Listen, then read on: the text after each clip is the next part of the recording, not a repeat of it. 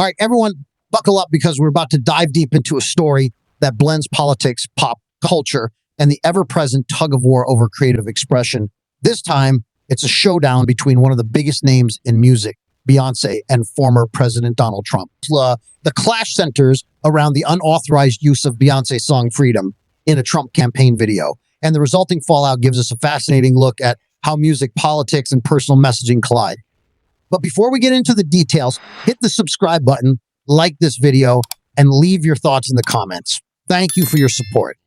Joyce has seen Donald Trump's campaign recently released a video on social media featuring footage of Trump confidently walking off a plane, all set to the powerful anthem Freedom by Beyoncé. Now, this song isn't just any track. It's a powerhouse anthem of resilience and empowerment that Beyoncé included on her critically acclaimed 2016 album Lemonade. The song has been particularly resonant within political circles, especially during Kamala Harris's campaign, where it became a sort of unofficial anthem. Harris and her supporters really leaned into the song's themes of liberation and perseverance, using it at multiple campaign events to symbolize the struggle for equality and justice.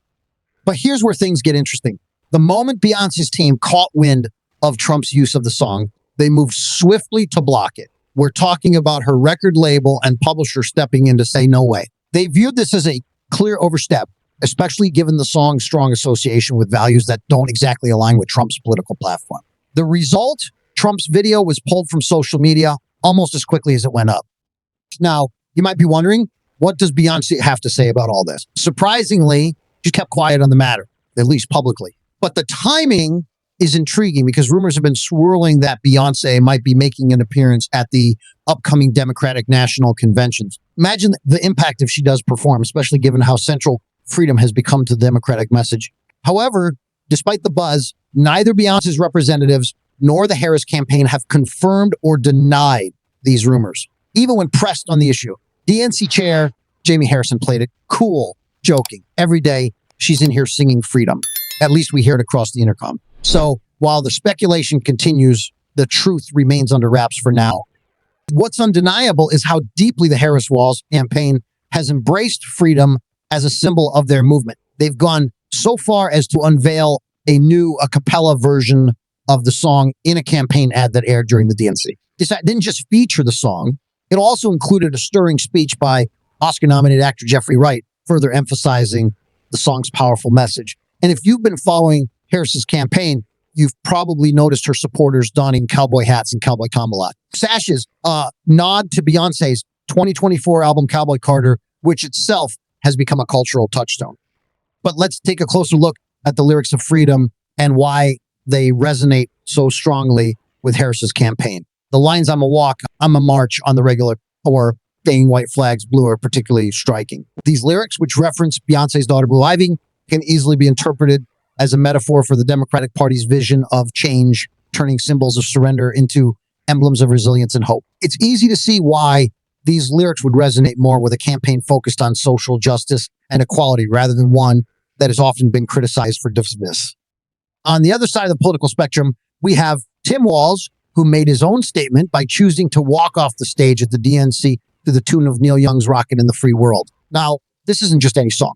It's a scathing critique of American society penned in 1989 that highlights issues like homelessness, drug addiction, and the growing divide between the wealthy and the poor. The choice of this song is a bold one, especially for a political rally. It doesn't exactly paint a rosy picture of the United States. But here's the twist.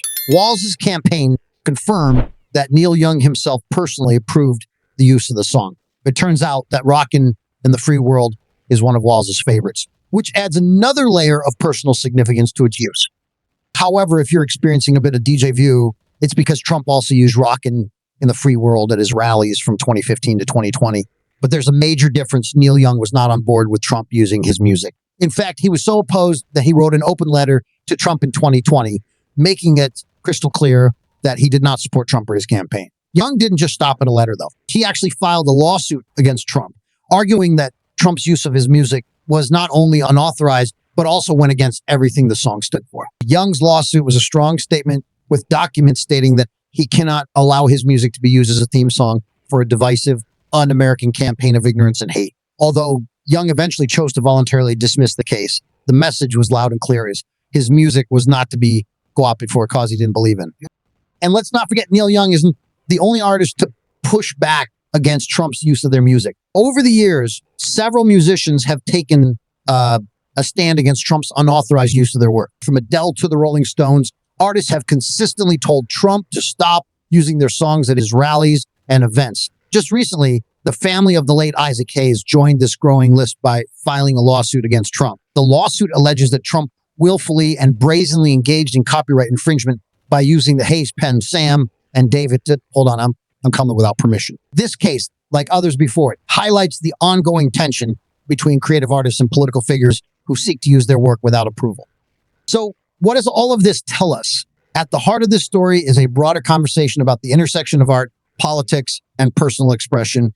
Music has always been a powerful tool for conveying messages, shaping movements, and inspiring change. But when that music is used in ways that go against the artist's intent or beliefs, it raises important questions about ownership, control, and the right to protect one's creative work.